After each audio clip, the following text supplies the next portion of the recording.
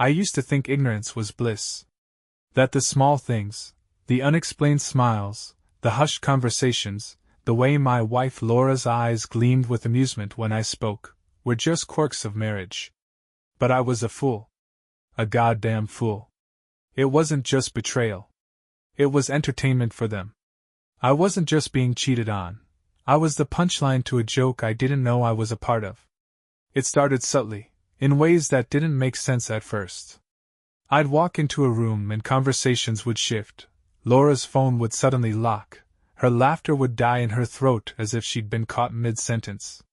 She'd look at me, eyes filled with something I couldn't quite place. Pity? Amusement? Contempt? I didn't want to believe it. We had a good life. A comfortable home. A routine. We were one of those couples who had our inside jokes, our shared playlists, our remember when moments. At least I thought we did. Then I heard it. Tuesday night. I had finished grading papers in my home office. High school history teacher, that's me, the responsible, boring guy who still wears his wedding ring like it means something. Laura was in the kitchen with her phone, on a call, speaking low but not low enough. Yeah, I don't know how he still doesn't get it.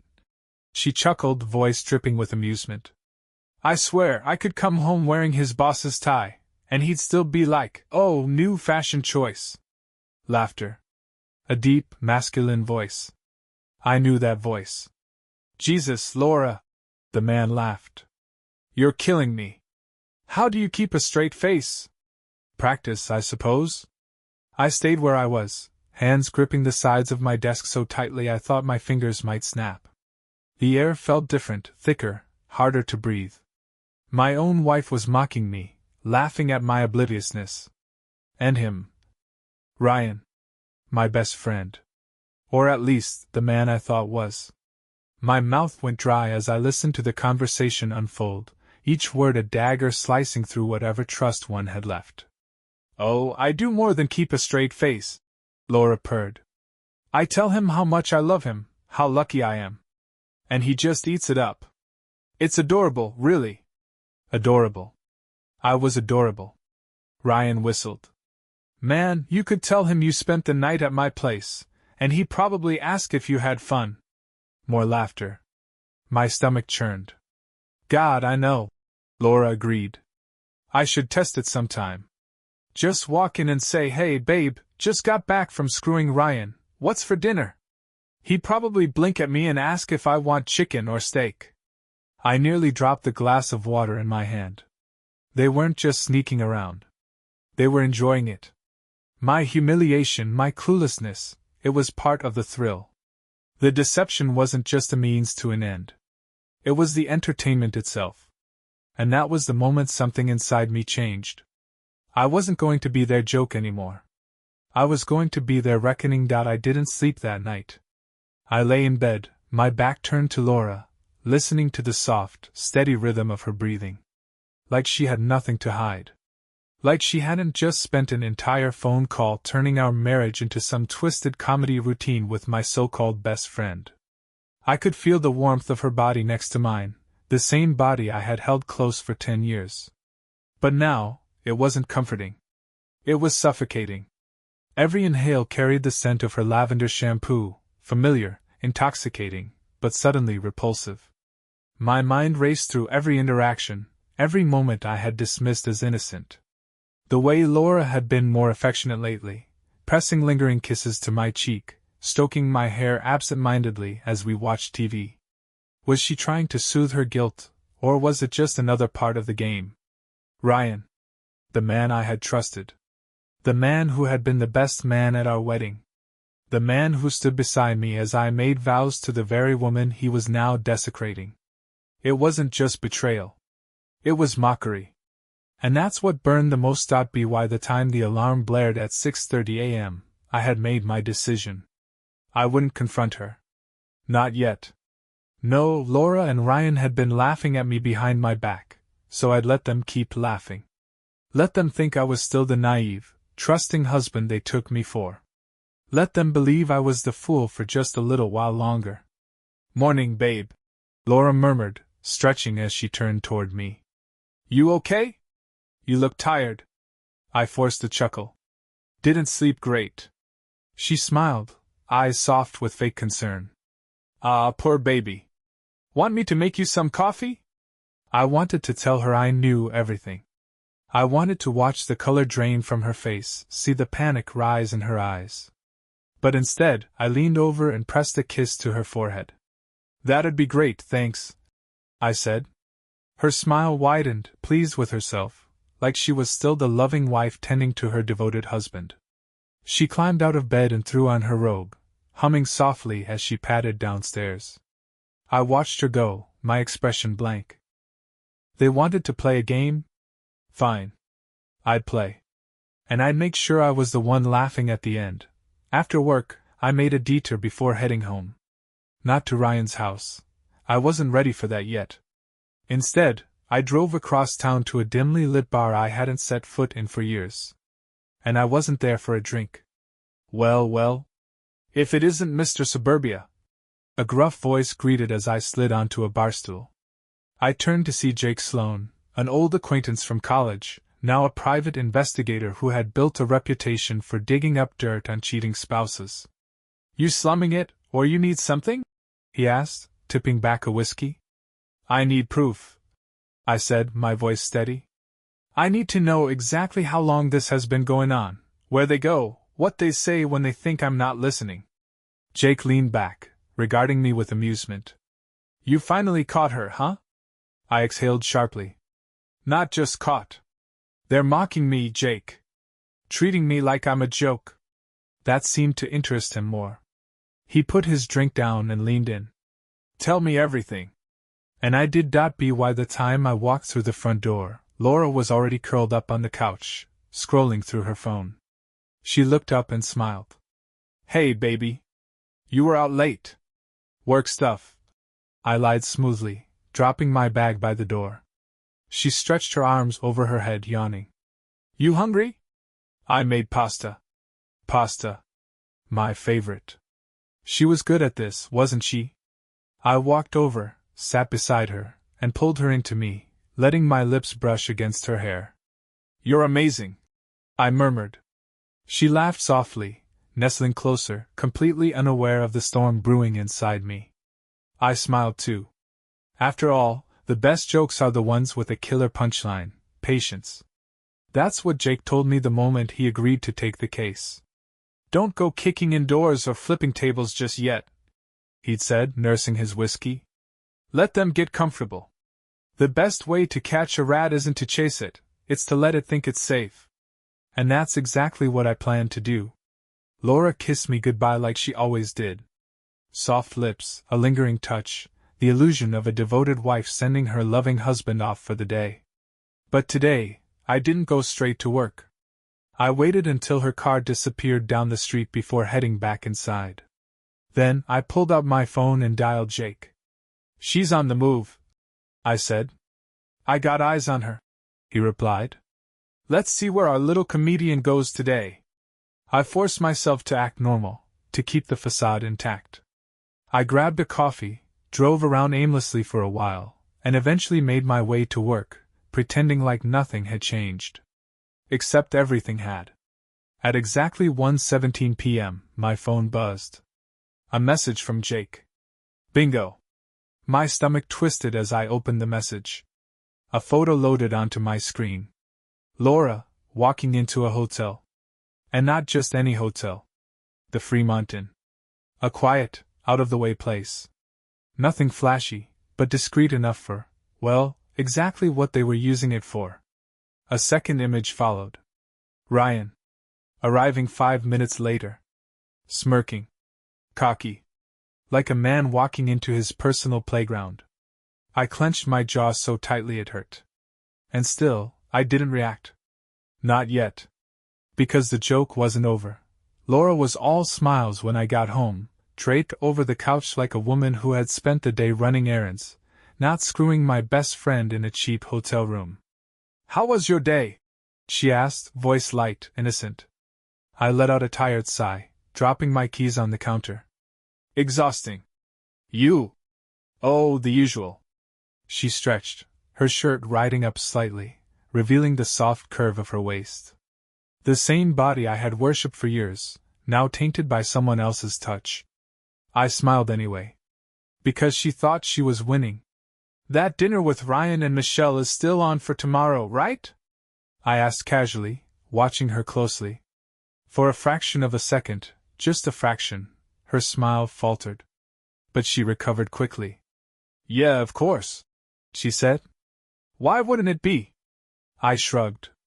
"No reason. Just making sure." I saw it in her eyes. The flicker of panic. The quick calculation she was doing in her head. Had Ryan mentioned anything? Had I heard anything? She had no idea. Not yet. But soon. Because tomorrow night?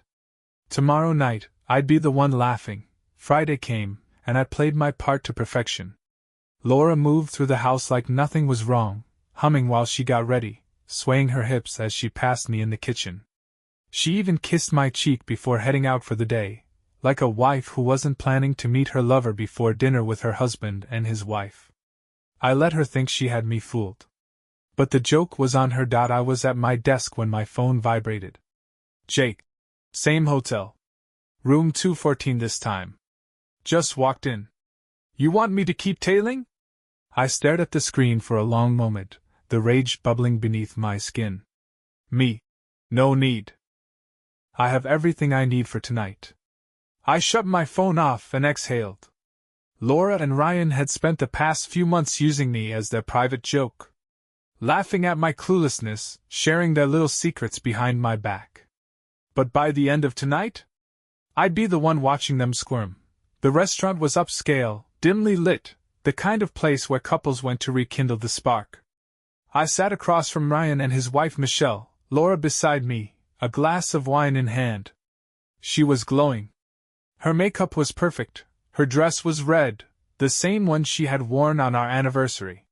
She looked every bit the devoted wife, completely at ease, completely unaware that the foundation of her lies was about to collapse. Ryan, too, was relaxed. Maybe a little too relaxed. He was swirling his whiskey, smirking like a man without a care in the world. Michelle, bless her, was oblivious. She reached for Ryan's hand every so often, brushing her fingers against his, laughing at his jokes like a woman who thought she still had a husband. Poor Michelle. She didn't deserve what was coming. But Laura and Ryan? They did. "So," I said, setting my glass down. "How's work been, Ryan?" Laura stiffened beside me. Ryan chuckled, glancing at Michelle. "Busy, man. Non-stop meetings. You know how it is." I smiled. "Yeah, I bet. Late nights, too?" Ryan hesitated for half a second before nodding. "Yeah. The job keeps me on my toes." I turned to Michelle, feigning curiosity. "That must be tough, huh? Ryan working late all the time?" Michelle sighed, swirling her wine. "Tell me about it. Some nights, he doesn't get home until 10 or 11. I raised an eyebrow. "Wow. That's weird." Michelle frowned. "Weird?"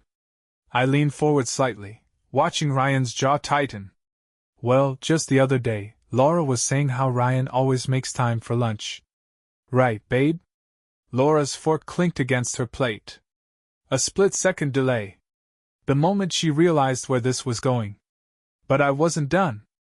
"In fact," I continued, "she mentioned how much she loves how attentive Ryan is.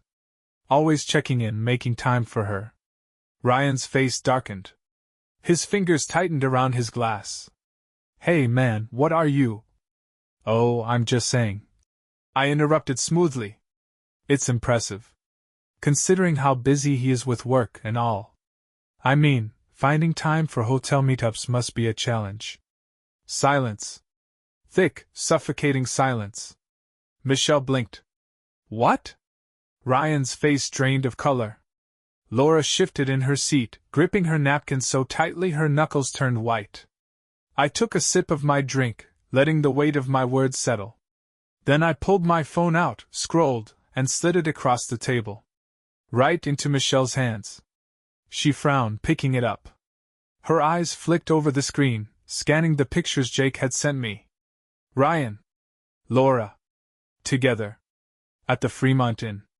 Different days. Different rooms. Always the same story. Michelle's breathing turned shallow. Laura's face went completely still. Ryan. He looked like he wanted to rip my throat out. I smiled. Go ahead, Michelle, I said, my voice calm, lethal. Ask them how long they've been laughing at us. Michelle didn't move at first.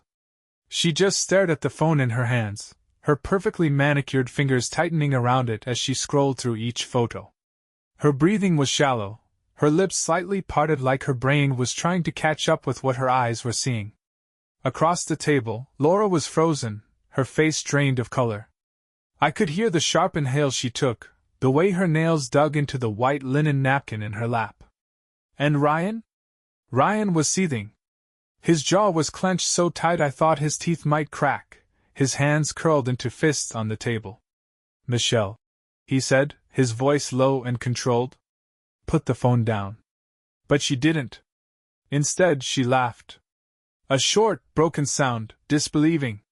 She shook her head, her blonde hair falling over her shoulder as she scrolled back up. Tuesday. She murmured, almost to herself. You said you had a client meeting on Tuesday, Ryan? Ryan's face twitched. Michelle. Wednesday. Her voice rose slightly. She turned the phone around, jabbing a finger at another photo. Oh, and look at that. There you are, Ryan. Checking into a goddamn hotel while I was home making dinner for you, like an idiot.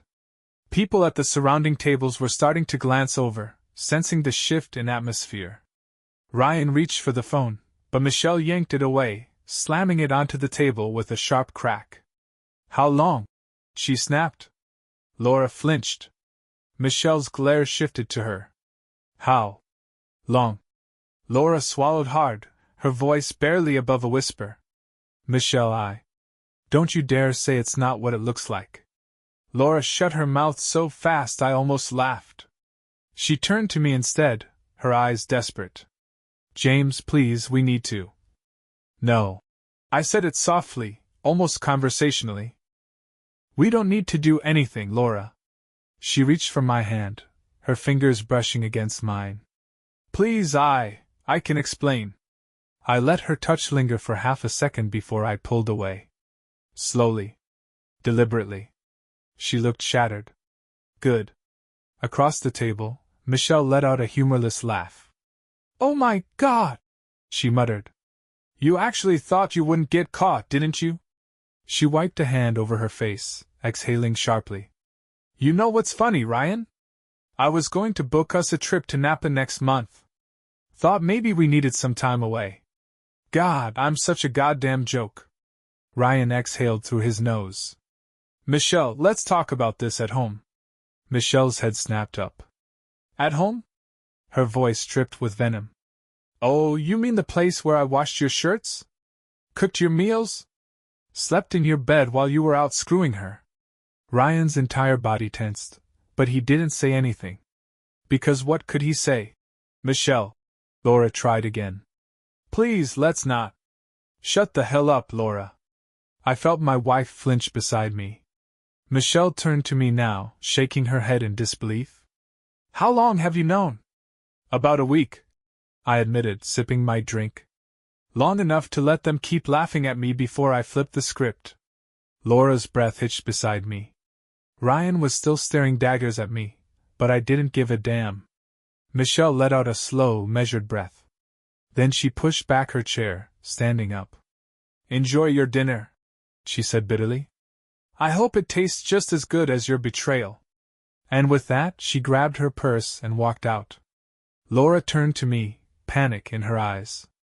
James, we need to go after her, we can fix. I stood up too. But I didn't go after Michelle. I grabbed my jacket, threw a few bills onto the table, and turned to my wife. Find your own ride home. Then I walked away. Leaving her to feel what it was like to be left behind. I walked out of that restaurant feeling something I hadn't felt in a long time, in control. The night air was crisp, cooling the rage that had been simmering inside me for days. Behind me, I heard Laura scrambling to her feet, the sharp scrape of her chair against the hardwood floor. James! I didn't stop. James, please, just wait. She caught up to me just as I stepped onto the sidewalk, her heels clicking frantically against the pavement. The desperation in her voice would have cut me deep once. But now I let her choke on it. She grabbed my arm, tugging hard enough to make me turn. Her face was twisted in panic, her perfectly applied lipstick slightly smudged. She actually had the audacity to look hurt. James, please don't just walk away. I yanked my arm free, my voice eerily calm. Why not? You walked all over me for months. Funny how you don't like it when it happens to you. Her breath itched, but she squared her shoulders, trying to collect herself. I know you're angry. I get it. But you can't just... I laughed. Actually laughed. That seemed to shake her more than anything. Can't just what, Laura? Can't just leave you standing here? Can't just walk away and let you deal with the mess you made? That's rich, coming from you. Her hands clenched at her sides, her chest rising and falling rapidly. James, Save it, I snapped. Save the excuses. Save the lies. Save whatever bull **** you were about to spill. Because I already know, Laura. Her lips parted, her eyes glistening with something that almost looked like real regret. Almost. I never meant. Don't. My voice was low, dangerous. Don't you dare say you never meant to hurt me. Because you did. Deliberately. She flinched, her lower lip trembling. I was just... I don't know, James, I got caught up in it, I didn't think. No, you thought plenty. I stepped closer, towering over her. You thought it was funny. You and Ryan. Laughing at me. Mocking me. Making me out to be some clueless, pathetic joke while you snuck around behind my back. Her face crumpled. I was stupid, James. God, I was so stupid. You were cruel. Her mouth snapped shut. I nodded slowly, watching realization settle in her features. Stupid is forgetting an anniversary. I continued, my voice controlled. Cruel is lying to my face, sleeping with my best friend, and laughing about it. She swallowed thickly, blinking rapidly. But You know what's funny? I said, tilting my head. I actually would have forgiven you if you'd just been honest. If you told me you were unhappy. If you just... I don't know, been decent. Tears spilled over her lashes now, running down her cheeks. I never stopped loving you, James. That did it. That snapped something in me. I let out a slow breath, nodding. Right. You love me. That's why you let Ryan talk about me like I was some idiot. That's why you let him convince you that I'd be okay with it, that I'd be grateful just to have a piece of you. That's why you let this go on for months, why you smiled in my face and kissed me goodnight after being with him. She shook her head violently. No. It wasn't like that, I swear. I let out a bitter laugh. Laura. I heard you. I heard everything. Her lips parted, but nothing came out. She knew. She knew there was no coming back from this. For the first time, she was the one left speechless. And God, I wanted her to sit in that silence. I took a step back, straightening my jacket. I'll send over the paperwork this week. Her breath hitched. James, no. Oh, yes. I nodded. I hoped the joke was worth it. Her face crumpled. I made a mistake. Please, James, don't. I smiled, but there was nothing warm about it. I don't care. And then, for the last time, I walked away. Ryan was still at the table, jaw tight, hands gripping the edge like he was barely holding himself together. I hadn't seen Michelle storm out, but I knew she had. Ryan turned when I approached, scowling. You really had to do that here? I smirked, dropping my hand onto his shoulder in mock sympathy. Not so funny when the joke's on you, huh? His jaw ticked. James. I leaned in slightly, lowering my voice. You spent months screwing my wife and laughing about it behind my back. I murmured. so let me return the favor. I just destroyed your life in under 10 minutes. His nostrils flared, rage rolling off him in waves. I clapped his shoulder once before stepping back. You should call an Uber. I don't think Laura will be giving you a ride home. And with that, I turned and walked away, leaving him sitting there in his own mess. The way I had for far too long, the night air felt lighter. For the first time in months, I didn't feel like I was suffocating. I'd done it. Laura and Ryan spent months treating me like a joke, mocking me, thinking I'd never find out. They thought I was weak. Pathetic. But tonight, I left them in ruins. I could still hear Laura's broken voice calling after me, still picture Ryan's face twisting with barely contained rage as he sat there, knowing he'd lost everything. And God, it felt good. I slid into my car, exhaling slowly, my hands gripping the wheel. My heart was still pounding, adrenaline surging through my veins. I should go home. But instead, I pulled out my phone. Me. It's done. 30 seconds later, my phone lit up. Jake. Good. Let's talk. Jake met me at an old diner just outside town. The kind of place with peeling vinyl booths and waitresses who looked like they'd seen it all. He was already nursing a cup of coffee when I slid into the booth across from him. Well? He asked, raising a brow. I smirked. It was beautiful. Public meltdown. The whole restaurant probably heard Michelle call Ryan a lying sack of S******. Jake let out a low chuckle, shaking his head. Damn. Wish I could have seen that. I sighed, leaning back. It's not enough, though. Jake tilted his head. No? I shook my head. Ryan's pissed, but he'll recover. He always does. Laura? She'll cry, beg, and when she realizes I'm really leaving, she'll probably try to land on her feet. Jake studied me for a moment before nodding. And you want to make sure she doesn't. I met his gaze. They treated me like a joke. I want to make sure they feel it. Jake smirked, setting his cup down. Well, you're in luck, my friend.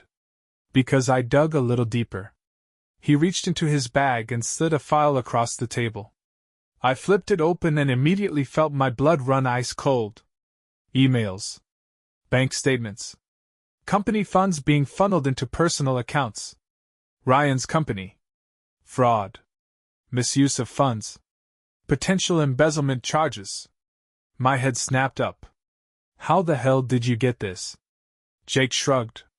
Michelle hired a forensic accountant months ago. Thought Ryan was hiding money for an affair. Turns out she was right. I swallowed, staring down at the paperwork. I could destroy him. Not just humiliate him. Not just take his wife. I could bury him. Michelle doesn't know what to do with this yet. Jake continued. But I told her I'd pass it along to someone who would. I ran a hand through my hair, my pulse racing. Jesus. I muttered. This is bigger than I thought. Jake chuckled. I told you. You play dirty, you get caught in the mud. I exhaled, closing the file. Ryan wasn't just some sleazebag screwing my wife. He was a criminal. And now? Now I had everything I needed to bury him alive. When I walked through the front door, I wasn't surprised to find Laura waiting. She was sitting on the couch, eyes red-rimmed, clutching a half-empty glass of wine. The moment she saw me, she stood, setting the glass down. James, she whispered. Please. I stared at her, silent. She took a shaky breath, stepping forward. I know I don't deserve to ask for anything, but can we talk? Just for a minute? I should have walked past her. Should have gone upstairs, packed my bags, and left. But I didn't. Instead, I leaned against the wall, folding my arms. Talk, I said flatly. She hesitated, like she wasn't sure where to start. Finally, she swallowed hard. I know what I did was unforgivable, she said, voice trembling. I don't have an excuse. I got caught up in it, in the excitement, in the attention. And I don't know, James, I lost sight of what mattered. I said nothing. She licked her lips, stepping closer. I miss you already, she whispered. And I know I don't deserve another chance, but… I held up a hand, stopping her. You miss me? I said, my voice cold. She nodded frantically, hope flickering in her eyes. Yes. Yes, I do. I tilted my head. Or do you just miss knowing you had someone to fall back on? Her mouth opened. Closed. I nodded, chuckling bitterly. Yeah. That's what I thought. She flinched. I pushed off the wall and walked past her, toward the stairs. James, she called after me, her voice desperate. What do I have to do? I paused at the base of the stairs, gripping the banister. Then I turned and met her tear-streaked, broken gaze. You don't have to do anything, Laura, I said softly. She inhaled sharply, hope flickering again. Because she thought I was forgiving her.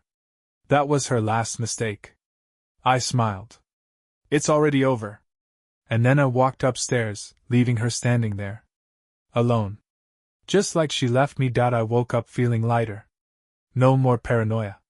No more second-guessing myself. No more walking into my own home, wondering if the woman in my bed was laughing at me behind my back. I had let Laura sit in her misery all night. I heard her crying downstairs at some point, the sound muffled by the walls. Maybe she thought it would move me. Maybe she thought I'd come downstairs, hold her, tell her we could work through this. She didn't realize that I had already checked out. She was just another problem I'd already solved. But Ryan? Ryan still had a storm coming. I took my time. I waited until Michelle had gone through the file, had time to process what she was sitting on. Then I made my move. At 8:42 a.m., I sent a simple message to an old contact at a financial crime division. Me. Potential corporate fraud. Attaching documents. Anonymous tip. And just like that, Ryan's career was dead. Now all I had to do was watch it burn. Ryan was sitting at his desk when the first domino fell. I knew because Michelle called me. James, she breathed, her voice vibrating with satisfaction. They're in his office. I smirked, adjusting my tie in the mirror. Who? The board. His lawyer. Some financial investigator guy. They showed up 20 minutes ago, and they're not happy. I exhaled, savoring the moment. What's Ryan saying? He's playing dumb, Michelle said, a smirk evident in her voice. But he looks like he's about to **** himself. Good. Let him sweat. Let him wonder how this had happened, how someone had outplayed him. Michelle chuckled darkly. I don't know where you got that file, but you just destroyed him. I smiled. No, Michelle. He destroyed himself. She exhaled sharply, and for a moment, there was silence between us. Then she asked softer. So, what now? I glanced at my watch. Now we wait. By the time Ryan emerged from the office, his entire world had changed. His face was pale, his jaw locked in fury, his fingers clenched at his sides like he was barely holding himself together. And I made sure I was standing right there in the lobby, waiting for him. The moment he saw me, he froze. Realization dawned. You, he growled, stalking toward me, murder in his eyes. I raised an eyebrow, perfectly calm. Me? His hand twitched like he wanted to swing. You think this is funny? I smirked. Not as funny as you and my wife mocking me. Ryan's nostrils flared. He glanced around, realizing people were watching. His colleagues, his employees, the people who had looked up to him now only saw a man who was crumbling. I took a step closer, lowering my voice. I wonder how funny it is now, Ryan. His throat bobbed, fury radiating off him. Everything I built. He seethed. Everything I. Oh, come on. I cut in smoothly. We both know you didn't build *****. He flinched. He knew it was true. Ryan had always been the guy who faked his way to success. The right lies, the right connections, the right distractions. He fooled the board for years. Fooled Michelle. And for a while, he had even fooled me. But the game was over. See you around, Ryan.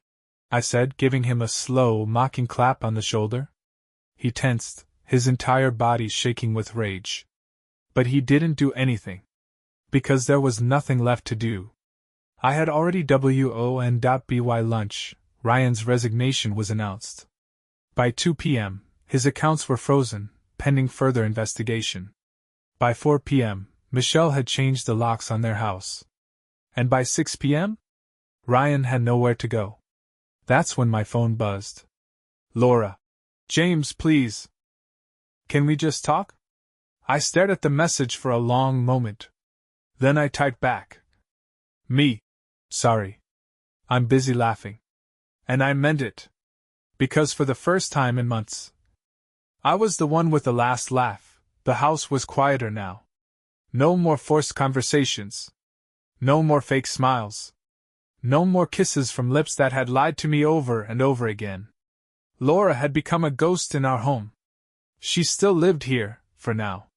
But after everything I had done to Ryan, after tearing apart their little secret world, she wasn't stupid enough to push me. She knew what was coming.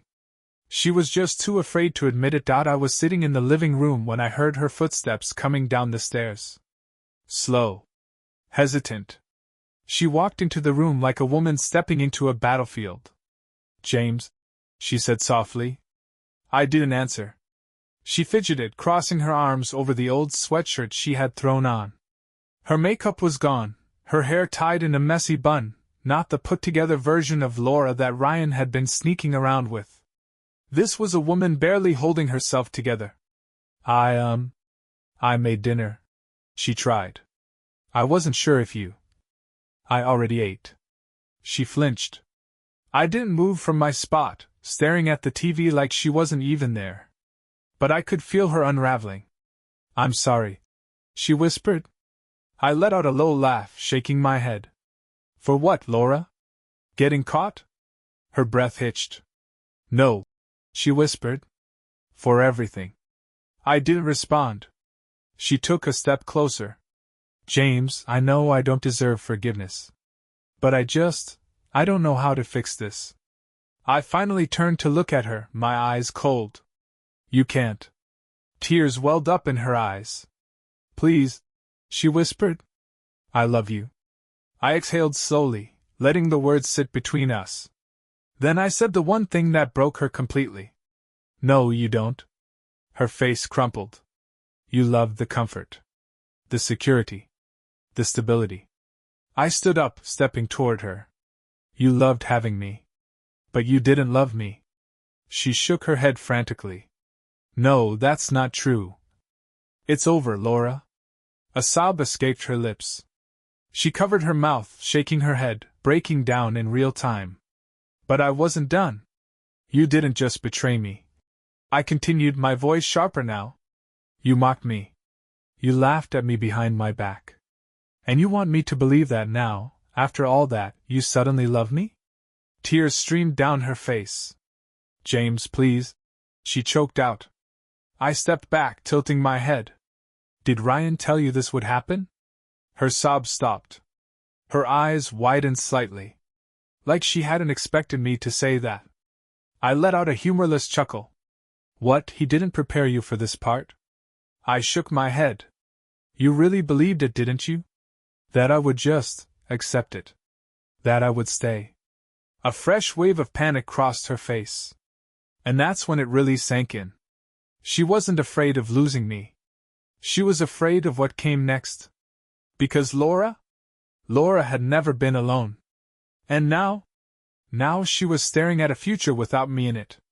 I turned away, heading toward the stairs.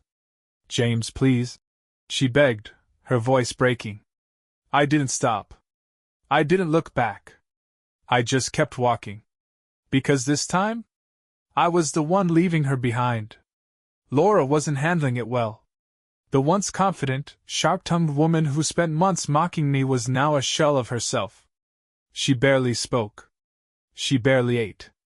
She spent her nights crying in the guest room, thinking I couldn't hear her. But I did. And I didn't care. Not anymore. She had spent so much time laughing at me. Now it was her turn to feel small. I placed the divorce papers on the kitchen counter. Laura stood across from me, wearing an old hoodie, her hair unwashed, dark circles under her eyes. She looked like a woman who hadn't slept in days. Sign them, I said simply. Her lip trembled. James. I tilted my head. What? You thought I'd changed my mind? She swallowed hard, looking down at the papers. We don't have to do this. I let out a short, bitter laugh. No, Laura. You didn't have to do this. Her whole body flinched. I leaned against the counter, arms crossed. You know what's funny? You were so sure I'd just accept it. You thought I'd just be there, no matter what you did. She blinked rapidly, trying to keep herself together. James, Ryan fed you that lie, didn't he? I cut in. He told you I'd be grateful to still have you. That I'd just pretend it wasn't happening. That I'd never leave. She opened her mouth, then closed it. That was all the answer I needed. I smirked. And yet here you are. Alone. Begging. Her face crumbled. Tears spilled down her cheeks. I don't know what to do, she whispered. I picked up the pen, placed it in front of her. Start by signing, I said coldly. Her fingers trembled as she picked it up. She stared at the papers for a long moment, her shoulders shaking. I never wanted to lose you, she choked out. I tilted my head. Then you shouldn't have treated me like a joke. Her breath hitched. She sighed. And just like that, we were over. For real this time. Ryan wasn't answering her calls. I knew because I saw her trying, again and again.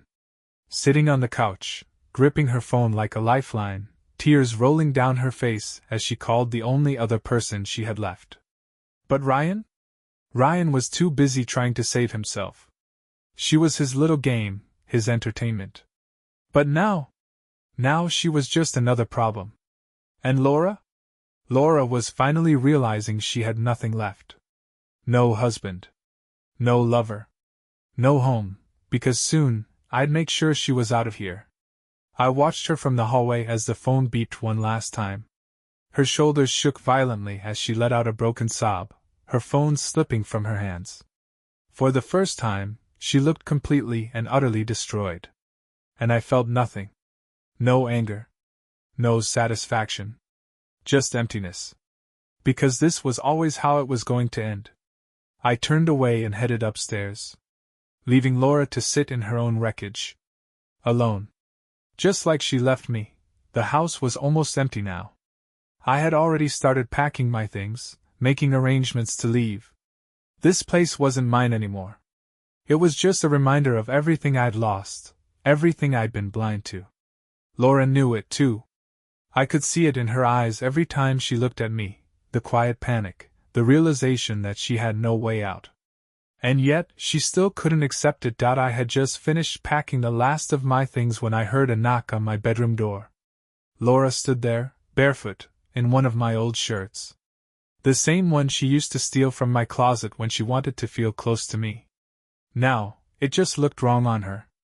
Like she was clinging to something that was already dead. Can we talk? She asked softly. I exhaled. We've already talked. She swallowed hard, stepping inside anyway. I know. But just one last time. I crossed my arms, waiting. Go ahead. She hesitated, playing with the hem of my shirt, like she was nervous. As if she hadn't been the one to destroy everything. I miss you, she whispered. I let out a slow breath. You miss the life we had, Laura. Not me. She shook her head quickly. That's not true.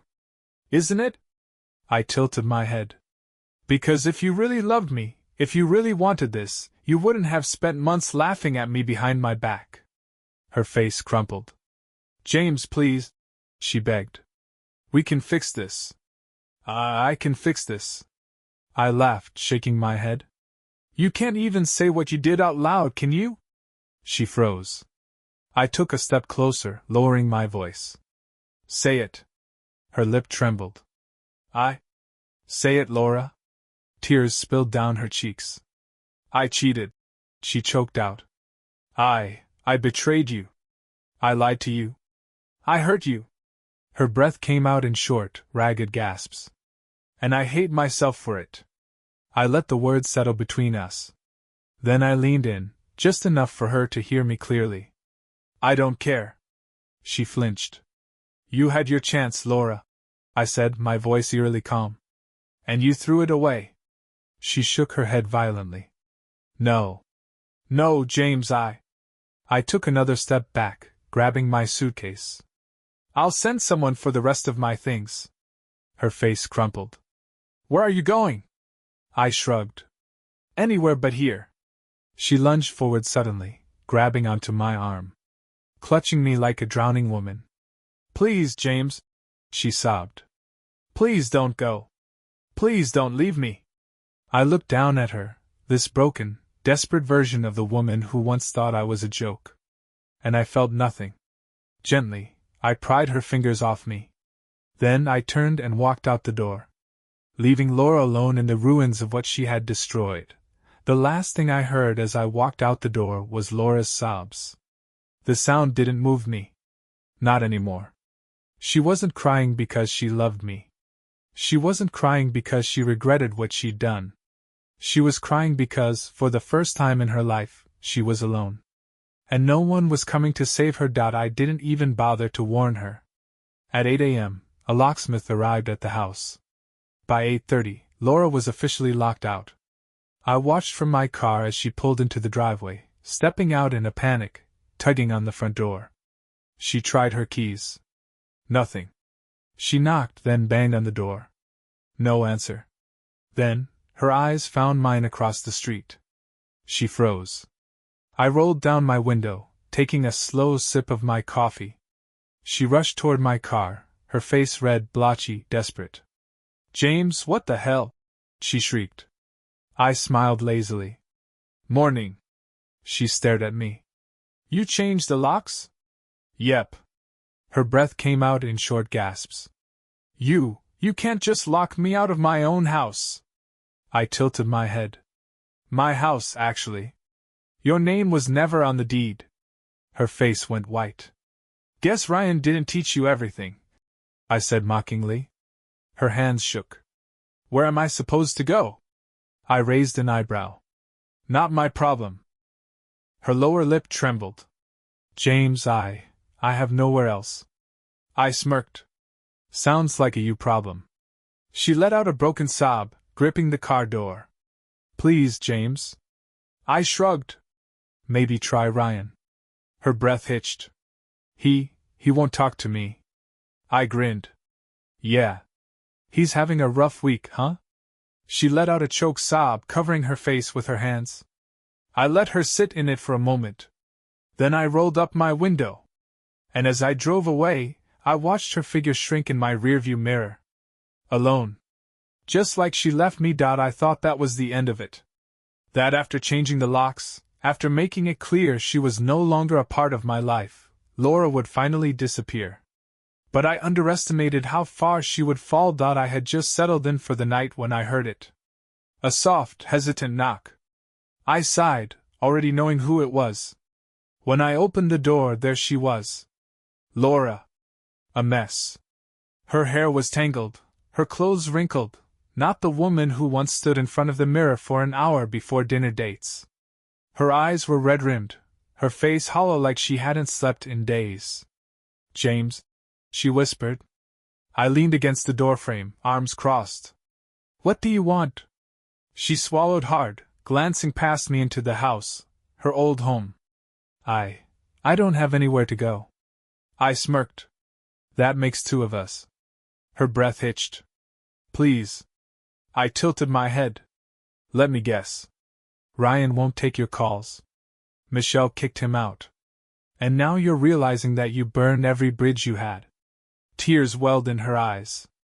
I was wrong. She choked out. About everything. I was so stupid. I exhaled slowly, looking her over. This wasn't the same woman who had laughed at me behind my back. That woman had been arrogant, confident, untouchable. This was a woman who had lost everything. and she wanted me to save her. Again. I let out a soft chuckle, shaking my head. You made your choice, Laura. Her lip trembled. But I closed the door in her face. No more words. No more begging. No more saving her from her own damn mistakes. And this time? She finally got the message. I heard her sobbing on the other side of the door. And for the first time in months, I went to bed with a smile. After that night, Laura stopped trying. No more calls. No more knocking on my door. It was like she had finally accepted what she spent months laughing about, that I was gone. But the universe wasn't done humiliating her yet. I hadn't seen Laura in weeks. Not since I shut the door in her face. But fate had a sense of humor, because there she was, standing in the middle of the grocery store, wearing the same clothes from 3 days ago. She was digging through the discount bin. Her once manicured nails were chipped. Her hair was thrown into a messy ponytail, a far cry from the polished woman who used to pick out $20 avocados without a second thought. And the best part?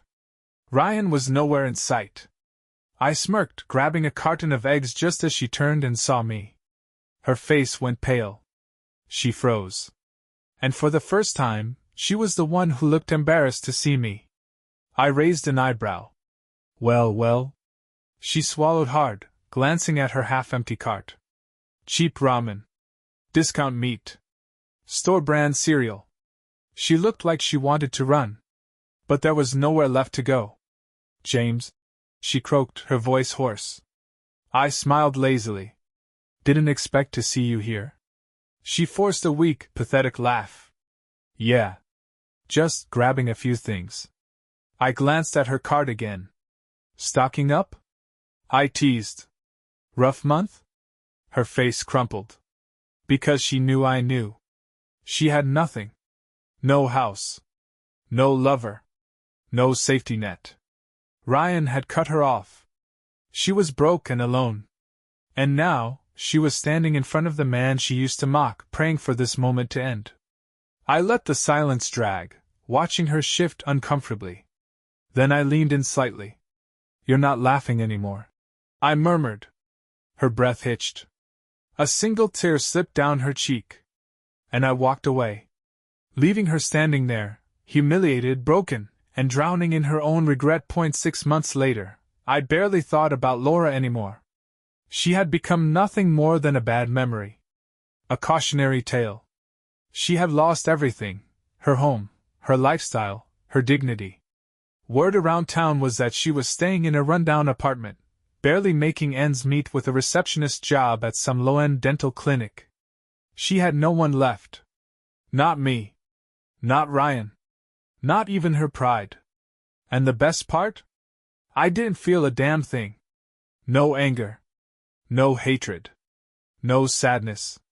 Just peace. I stepped into the bar, the place buzzing with energy.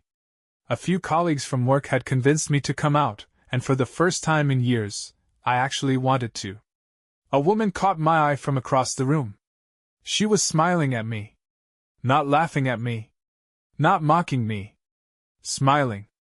I walked over, sliding into the seat beside her. Hi, she said, tilting her head. I'm Kate. I smiled back. Genuinely. For the first time in a long time, I felt like myself again. James, I said, shaking her hand. And just like that, I was finally free.